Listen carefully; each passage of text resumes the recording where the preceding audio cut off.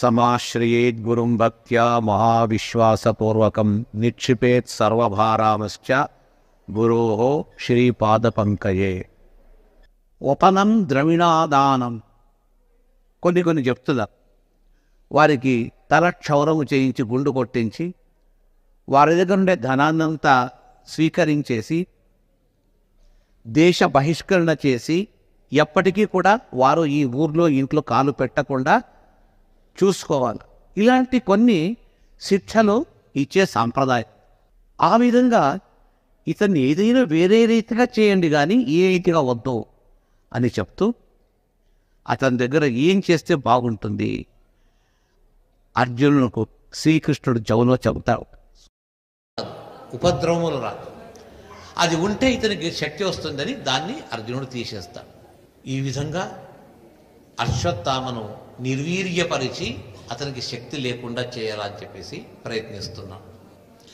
ఇది ఇంత జరగగా పాండవులు ఉండే చోట పుట్టబోయే శిశువు అయినటువంటి ఉత్తరాగర్భ సంజాతుడు అతడు ఇంకా కొంతకాలానికి ఉద్భవించాలా.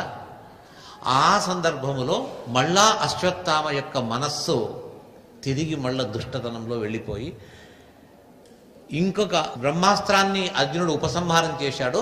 ఆ బ్రహ్మాస్త్రాన్ని మళ్ళా ప్రయోగం చేస్తాడు. వచ్చిన దాన్ని తిరిగి మళ్ళా పంపిస్తాడు.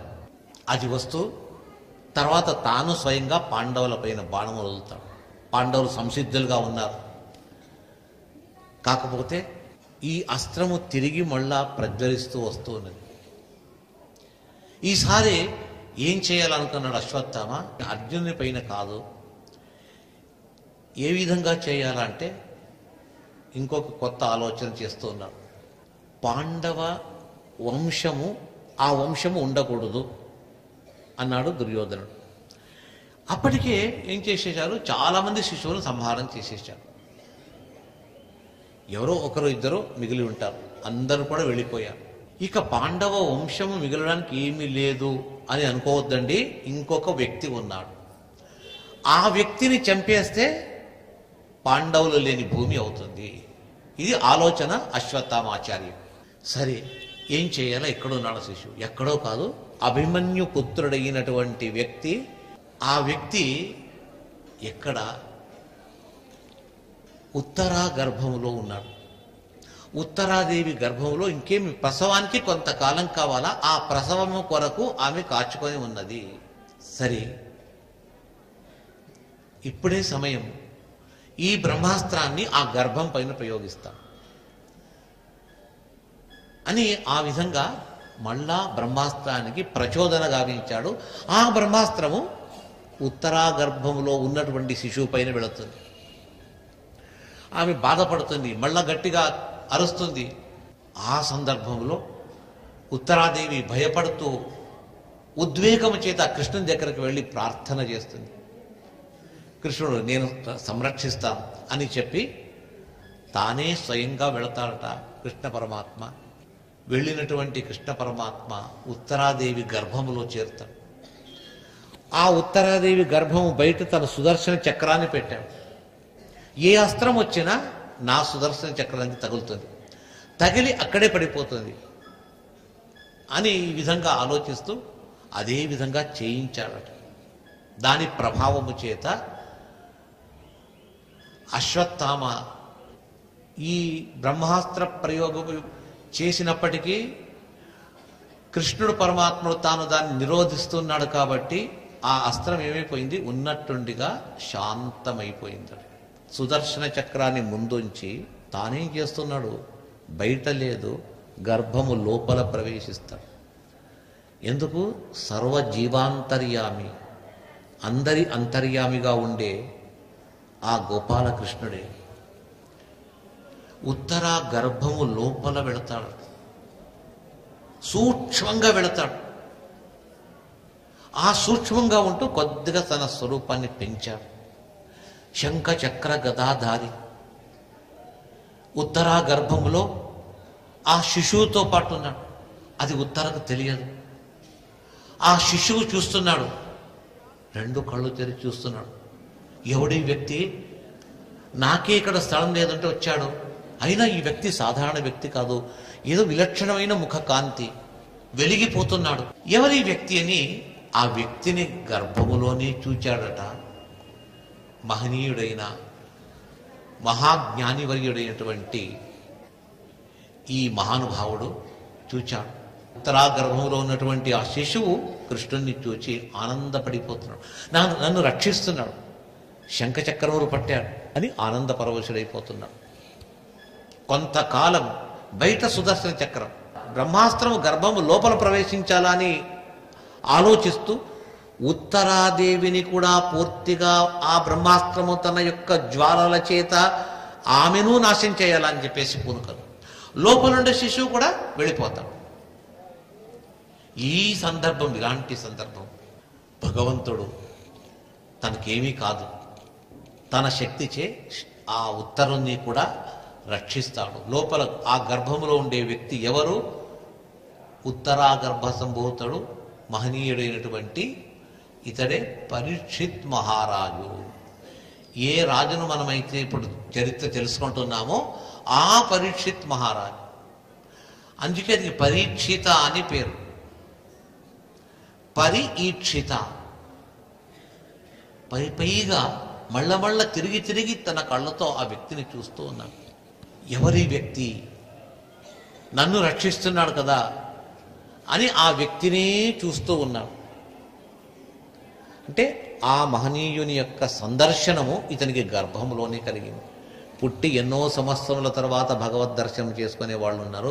అయితే గర్భంలో ఉన్నప్పుడే, తల్లి గర్భంలో ఉన్నప్పుడే పరమాత్మని చూడగలిగాడు. ఎంత గొప్ప శక్తివంతుడు! బ్రహ్మాస్త్రము శాంతమైపోయింది, ఉత్తరా ప్రసవించింది, ఆ శిశువును పడుకోబెట్టారు. 11 రోజులు దాటింది. ఆ పడుకున్న శిశువు యొక్క ముఖము చూసి బ్రహ్మజ్ఞానులైన వారందరూ రండి దగ్గరికి, ఈ శిశువును చూచి ఇతని భవిష్యం ఎలాగుంటుందో మీరే ఆలోచించి చెప్పండి అని చెప్పేసి ధర్మరాజు ప్రత్యక్షంగా దగ్గరగా ఉండి పని చేయిస్తున్నాడు. అందరూ చూచారు. శిశువును ముఖం చూసి జ్యోతిష్యం చెప్తున్నాడు, చేయి చూచి కాదు. అంటే ఆ జ్ఞానం వేరే. ఒక్కొక్కరు ఒక విధం చెప్తున్నారు. పార్థ ప్రజావితా సర్వే ఇక్ష్వాకురివ వామన మానవ. ఇక్ష్వాకు మహారాజును ఉన్నాడు. మనుకులములో పుట్టాడు, మను వంశములో పుట్టాడు. ఆ ఇక్ష్వాకు మహారాజు వలె కీర్తిశాలి. ఇంకా కొందరు పేర్లు చెప్తాడు. భూమి వలె క్షమాగుణం. ఇలా చెప్తూ ఇలాంటి గుణములతో కూడినటువంటి ఈ వ్యక్తి అని జ్యోతిష్యం చెప్పమనగా ఒక్కొక్కరు ఒక్కొక్క రీతిగా చెప్తూ వచ్చారు. చుట్టూ ఎంతో మందిని పెట్టి ఒక్కొక్కరు మీరు ఒక్కొక్క అభిప్రాయాన్ని ఈ కుమారుని గురించి చెప్పండి. అందరూ బాగా చెప్తూ వచ్చారు, పాజిటివ్గా చెప్పారు. ధర్మరాజుకు అంత సంతోషం కాలేదు. చివరిలో మరొక వ్యక్తి తాను వచ్చాడట.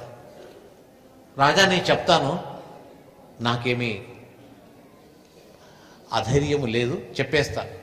ఏమింటే, నీ కుమారుడు, నీ మనవడు చాలా యోగ్యుడు, చాలా బుద్ధిమంతుడు, అనేక దాన ధర్మాలు చేస్తాడు, శత్రువుల పట్ల కూడా ప్రీతినే చూపిస్తాడు, ద్వేషాన్ని చూపించాడు అని ఇన్ని విషయాలు చెప్తూ చివరిలో తాను ఒక్క మాట చెప్తాడు. ఏమంటే, నీ మనవడు ఒక వయస్సు వచ్చిన తర్వాత వేటకని వెళతాడు, వివిధ ప్రాణులను వేటాడుతాడు, తాను అలసిపోతాడు. అలసిపోయిన కారణంగా అతనికి దాహం అవుతుంది. దాహానికి నీరు వెతుకుతూ ఒక ఆశ్రమానికి వెళతాడు. ఋషి చూడడు, కోపం వస్తుంది. చనిపోయిన ఒక సర్పాన్ని ఋషి మెడలో వేస్తాడు.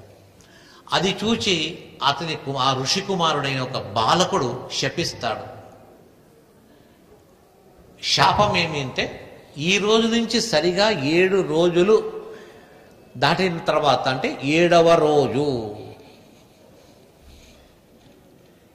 ఏం జరుగుతుంది అంటే, తక్షకుడనే సర్పముచే కరవబడి నీవు చనిపోతావు అని శాపం.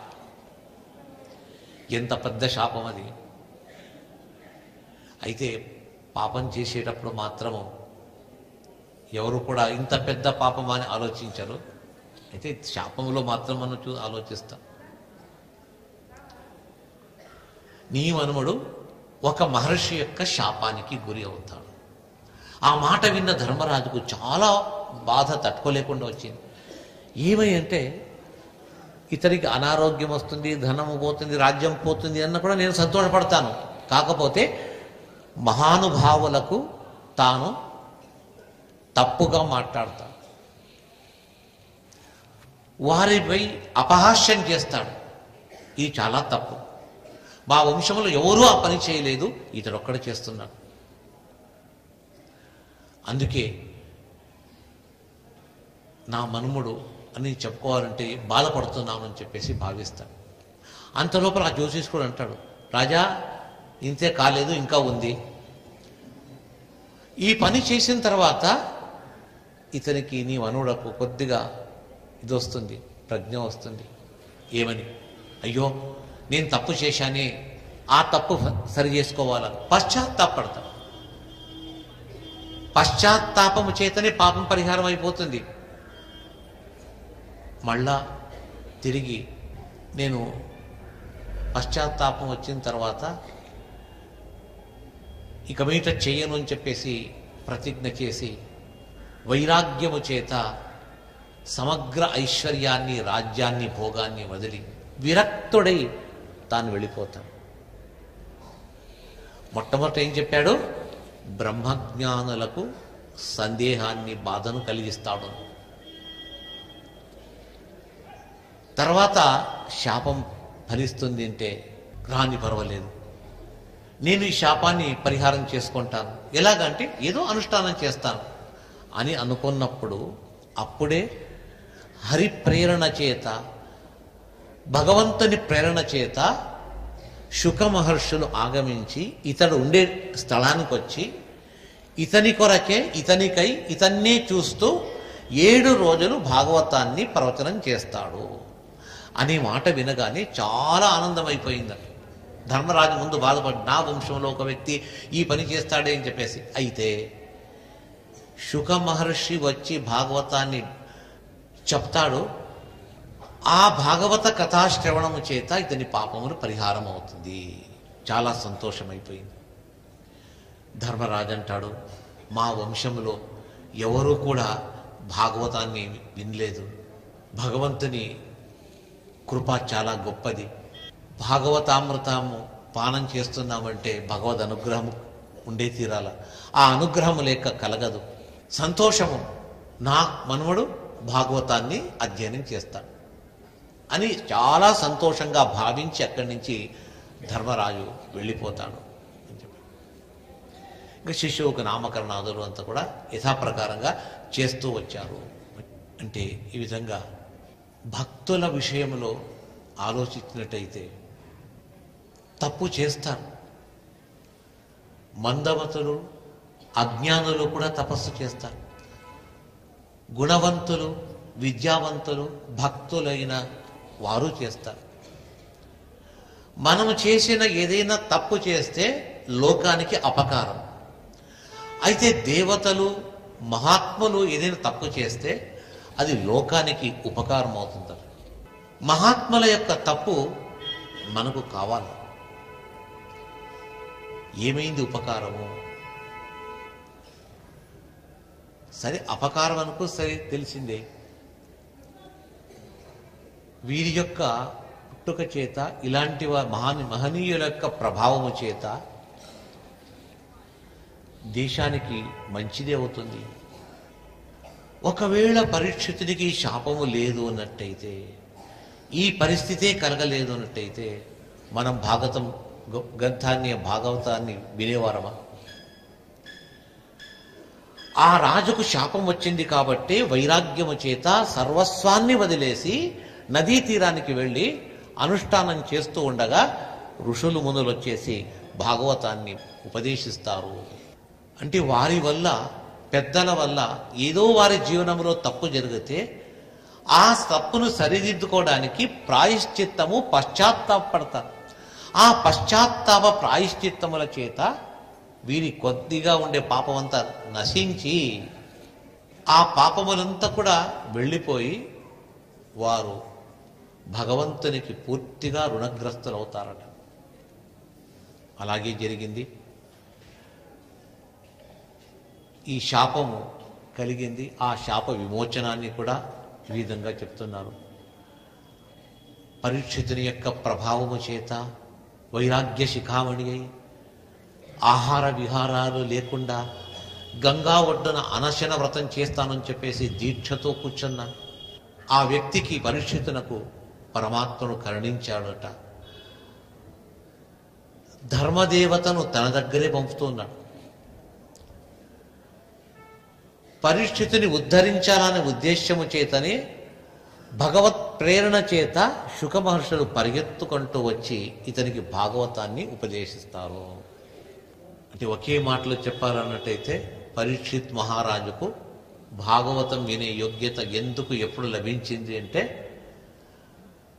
తాను ఆ పరీక్షితుడు ఒక తప్పు చేశాడు, బ్రహ్మజ్ఞానికి అవమానం చేశాడు.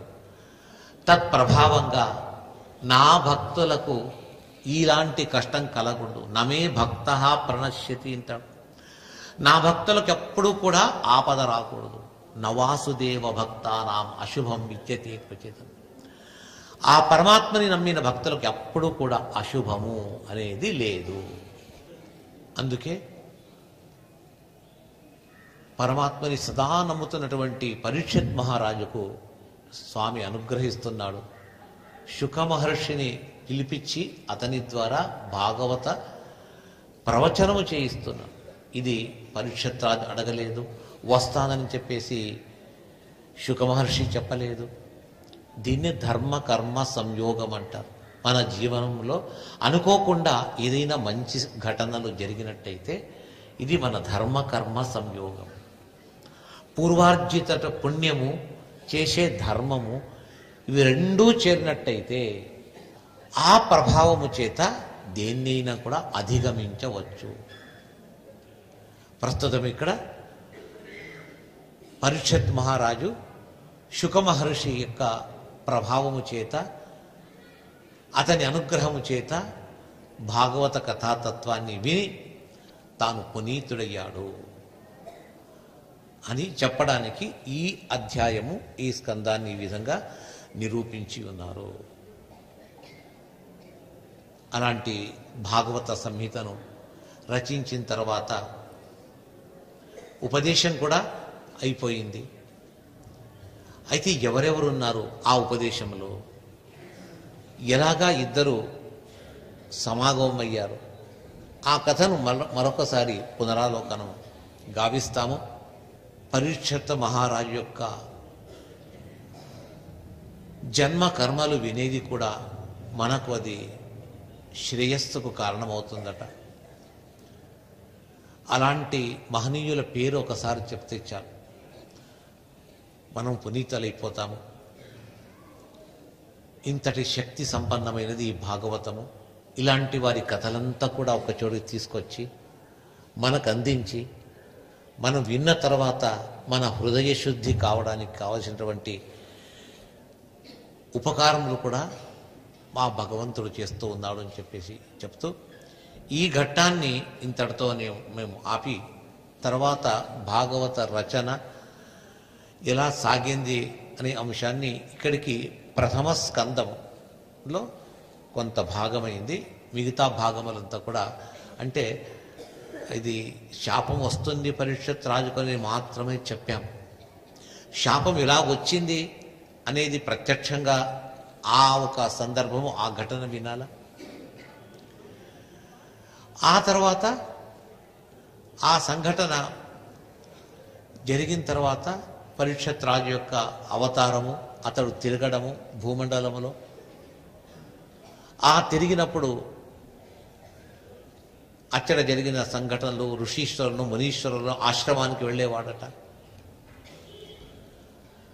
ఆ సంఘటనలంతా కూడా తర్వాత కథలు మనము వింటాము. ఇప్పటికి ప్రస్తుతము ఈ కథాభాగాన్ని ఇక్కడికి నిలుపుతాము. Sun Life multi speciality hospital ప్రజలకు నిరంతర వైద్య సేవలు అందిస్తున్న hospital. Diabetology, stem cell physician లో ఇండియాలోనే మొదటి డాక్టర్ గా పేరుగాంచిన డాక్టర్ విజయ్ భాస్కర్ గారు అత్యాధునిక విజ్ఞాన పరిజ్ఞానంతో అంతర్జాతీయ ప్రమాణాలతో సామాన్యులకు సైతం అందుబాటులోకి తెచ్చారు Sun Life multi speciality hospital ను. అనుభవజ్ఞులైన వైద్యులతో అన్ని రకాల వైద్య సేవలు, ఆపరేషన్స్, సర్జికల్ ఎమర్జెన్సీలు, ప్లాస్టిక్ సర్జరీలు, చికిత్స అందించనున్నారు. 24 గంటలు అందుబాటులో ఫార్మసీ మరియు అంబులెన్స్ సౌకర్యం కలదు. సంప్రదించండి Sun Life multi speciality hospital, Dammaiguda.